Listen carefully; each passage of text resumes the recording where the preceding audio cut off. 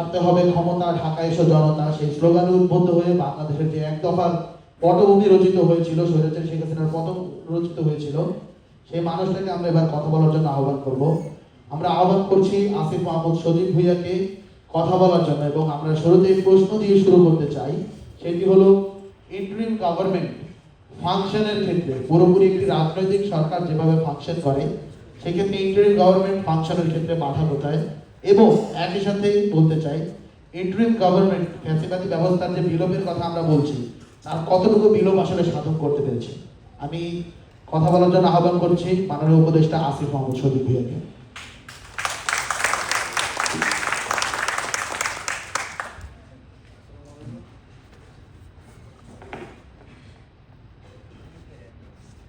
উপস্থিত সবাইকে আসসালামু আলাইকুম।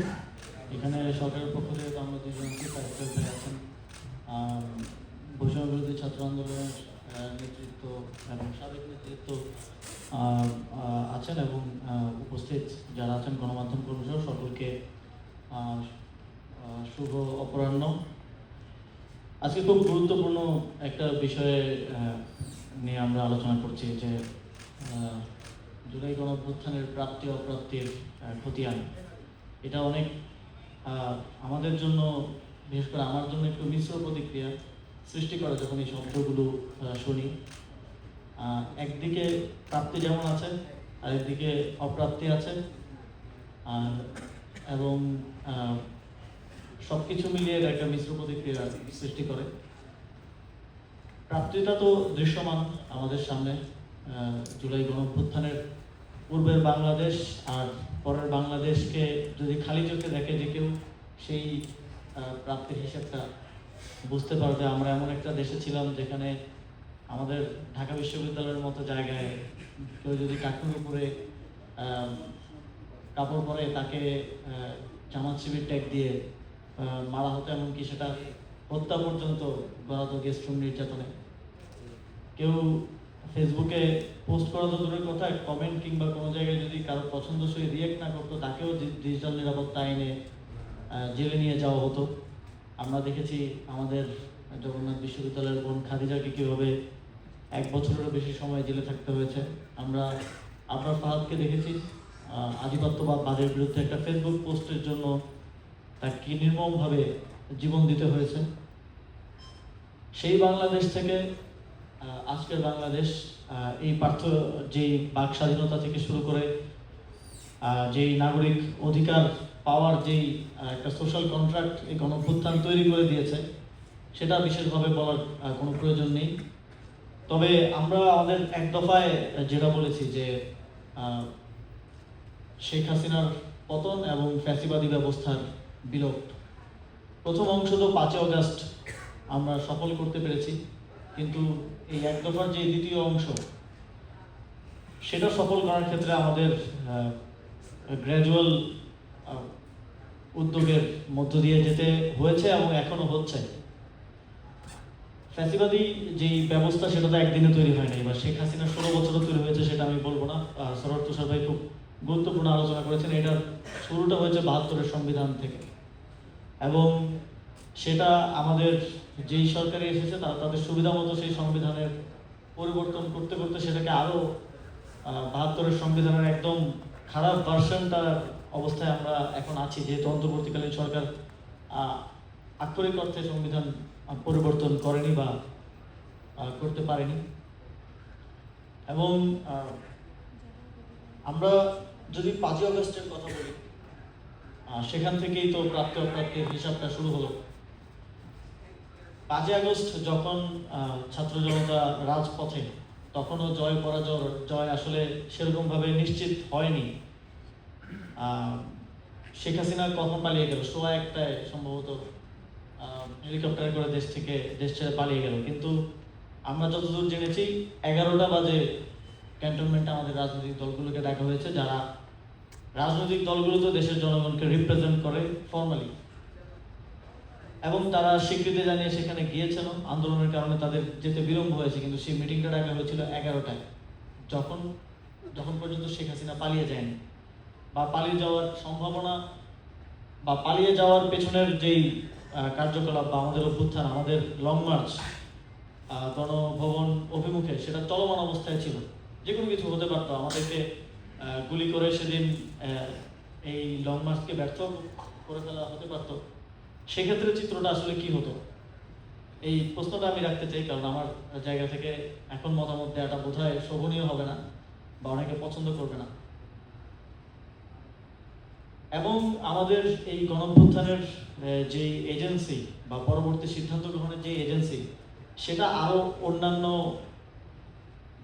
পাওয়ার স্ট্রাকচারের হাতে দিয়ে দেওয়া হলো এবং সেখানে এক প্রকার অ্যাগ্রি করে আসা হলো। আমি জানি কয়েকটা রাজনৈতিক দল বিরোধিতাও করেছে। তারা সেখানে বলেছে যে ছাত্র নেতৃত্বের সাথে বসা প্রয়োজন, গণঅভ্যুত্থানের নেতৃত্বের সাথে বসা প্রয়োজন। তারপরেও সেখানে এক ধরনের মতানৈক্য থাকা সত্ত্বেও সেখানে এক ধরনের এজেন্সি দিয়ে আসা হলো একটা অন্তর্বর্তীকালীন সরকার গঠনের, এবং সেটার ঘোষণাও আসলো। যদিও সম্ভাবনা ছিল সামরিক শাসনের, এবং আমাদের তখনকার বক্তব্যে আপনারা দেখেছেন যে আমরা কোনোভাবেই বাংলাদেশে গণতান্ত্রিক যেই ধারাবাহিকতা সেটাকে সে সময়ে ভঙ্গ করতে চাইনি, কারণ এর আগের সামরিক শাসনের অভিজ্ঞতা আমাদের জাতির রয়েছে, এবং সবচেয়ে বেশি রয়েছে পাকিস্তান আমলের সামরিক শাসনের অভিজ্ঞতা, এবং সবচেয়ে রিসেন্ট রয়েছে ১/১১ অভিজ্ঞতা। যখন আমার ডক্টর মোহাম্মদ ইউনূস স্যারের সাথে কথা হয়, তার নামটা যখন আমরা ঘোষণা করি, এর আগে নাহিদ ভাই এবং আমার একটা কনফারেন্সে কথা হচ্ছিল, তখন তিনিও আমাদেরকে খুব স্পষ্টভাবে এটা বলেছেন যে আমি যদি আসি তাহলে একটাই শর্তে আসতে পারি, সেটা হচ্ছে অথরিটি নিয়ে যেন আমরা কাজ করতে পারি। আমাদেরকে যেন পেছন থেকে, ওনার ইঙ্গিতটা ১/১১ সরকারের প্রতি ছিল। সরাসরি সেই ১/১১ মতো কর্তৃত্ব প্রতিষ্ঠা করতে না পারলেও নানাভাবে চাপ প্রয়োগ করে এবং বিভিন্ন রাজনৈতিক অরাজনৈতিক শক্তির সাথে এক ধরনের বোঝাপড়ার মাধ্যমে এই সরকারকে একটা অথরিটেরিয়ান বা ওই ধরনের কর্তৃত্ব দেওয়ার সরকার হিসেবে গড়ে উঠতে বাধা দেওয়া হয়েছে,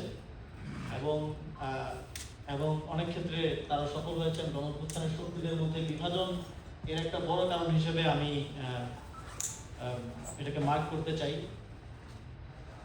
ফলে যেটা হয়েছে, আমরা যে ধরনের ড্রাস্টিক্যাল চেঞ্জ চেয়েছিলাম সেটা বাস্তবে সম্ভব হয়নি।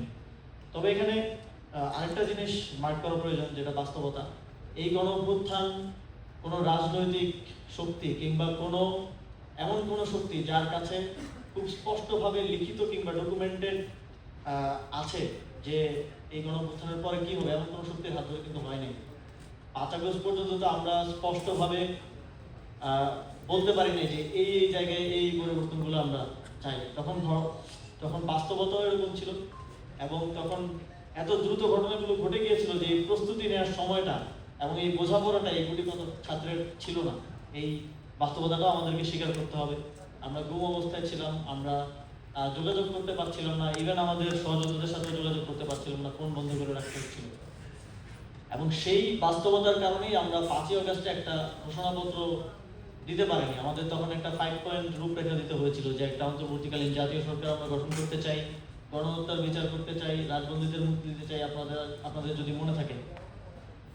সেখানে কিন্তু আমাদের একটা ঘোষণাপত্র দেওয়ার কথা ছিল একটা সফল গণঅভ্যুত্থানের পরে, কিন্তু সেটা প্রস্তুত করা সম্ভব হয়ে ওঠেনি সে সময়কার বাস্তবতায়। সেটা একটা আফসোস হিসাবে আমার আছে এবং আমার সহযোদ্ধা যারা ছিলেন তাদের প্রত্যেকেরই আছে।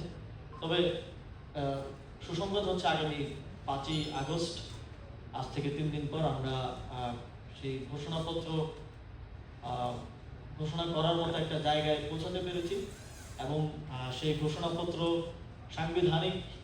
ঘোষণাপত্রকে সাংবিধানিক স্বীকৃতি দেওয়ার একটা ঐকমত্যে প্রধান রাজনৈতিক দলগুলোর সাথে আমরা আসতে পেরেছি। এটা একটা সুসংবাদ। তবে আমরা একটা গ্র্যাজুয়ালিজমের দিকে গিয়েছি 5 আগস্টের পরে, যে আমরা এই গণঅভ্যুত্থানকে একটা গ্র্যাজুয়াল প্রক্রিয়ার মধ্য দিয়ে সফল করবো, এবং ফ্যাসিবাদী ব্যবস্থার বিলোপটাকেও আমরা আমাদের ঐকমত্য কমিশন, 11টা সংস্কার কমিশন, ঐকমত্য কমিশনের রাজনৈতিক দলগুলোর সাথে আলোচনার মাধ্যমে একটা প্রক্রিয়ার মধ্য দিয়ে বাস্তবায়নের সিদ্ধান্ত সরকার নিয়েছে, এবং সেটাও মোটামুটি চূড়ান্ত পর্যায়ের দিকে আছে। এখন পদ্ধতিগত কিছু বিষয় নিয়ে মতানৈক্য আছে, সেগুলোর মতৈক্যে যদি রাজনৈতিক দলগুলো পৌঁছাতে পারে তাহলে আশা করি 8ই আগস্টের মধ্যে জুলাই সনদ, যেটা আমরা বলছি জুলাই চার্টার, সেটার বিষয়ে একটা চূড়ান্ত ঘোষণা, চূড়ান্ত একটা বোঝাপড়ায় আসা সম্ভব হবে। তারপর তুষার ভাই যেটা বললেন যে পদ্ধতিটা কি হবে, সেটা কি গণভোট হবে? কোনো কোনো রাজনৈতিক দল গণভোটের কথা বলছে, কেউ কেউ গণপরিষদের কথা বলছে, যে সাংবিধানিক কাউন্সিল গঠন করার কথা বলছে, কেউ কেউ বলছে নির্বাচিত সরকারের উপর ছেড়ে দেওয়া বা তাদের গুডউইলের উপর ছেড়ে দেওয়ার কথা বলছে। তো সে বিষয়ে রাজনৈতিক ঐকমত্যে আশা করি পৌঁছানো সম্ভব হবে। এবং যতই আমরা ঐক্যমত্যে পৌঁছাই, যতই আমরা পেপার ওয়ার্ক করি, দিন শেষে একটা বিষয় খুব স্পষ্ট এবং একটা বিষয়ে খুব লেভারেজ থেকে যায়, সেটা হচ্ছে ক্ষমতায় যে থাকে তার গুডউইল। তার যদি গুডউইল না থাকে, সে যে কোনোভাবে আমাদের দেশে না এবং পৃথিবীর থার্ড ওয়ার্ল্ড কান্ট্রিগুলোর মধ্যে গঠনতন্ত্র হয়েছে, সংবিধান হয়েছে, কিন্তু তারপরে ক্ষমতায় যাওয়া যায় তাদের গুডউইলের কারণে সেটা কন্টিনিউয়েশন কিন্তু সেভাবে সম্ভব হয়নি। যেটা স্যার তুষার ভাই তিনি আরো বিস্তারিত বর্ণনা করেছেন যে আমাদের জনগণের ম্যান্ডেট নিয়ে যেই সরকার গঠিত হয়েছে, তারা এসে জনবিরোধী কাজ করতে তাদের কিন্তু হাত কাঁপেনি।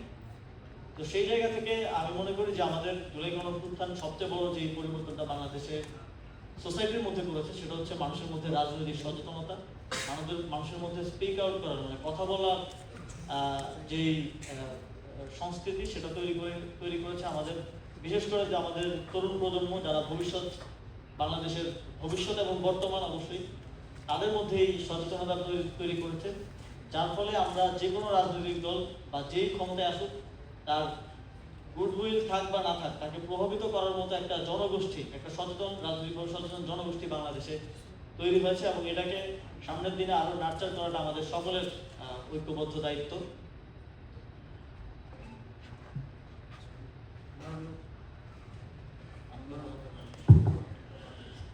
আচ্ছা, উপদেষ্টা আসিফ মাহমুদকে একটু কোশ্চেন করতে চাই, সম্পূরক প্রশ্ন। সেটা হলো গিয়ে আসন্ন জুলাই ঘোষণাপত্র এবং জুলাই যে সনদ হবে আর কি, সেইটা কি জুলাইয়ের যে কমিটমেন্ট রয়েছে ফ্যাসিবাদী ব্যবস্থার বিরুদ্ধে নতুন রাজনৈতিক বন্দোবস্ত,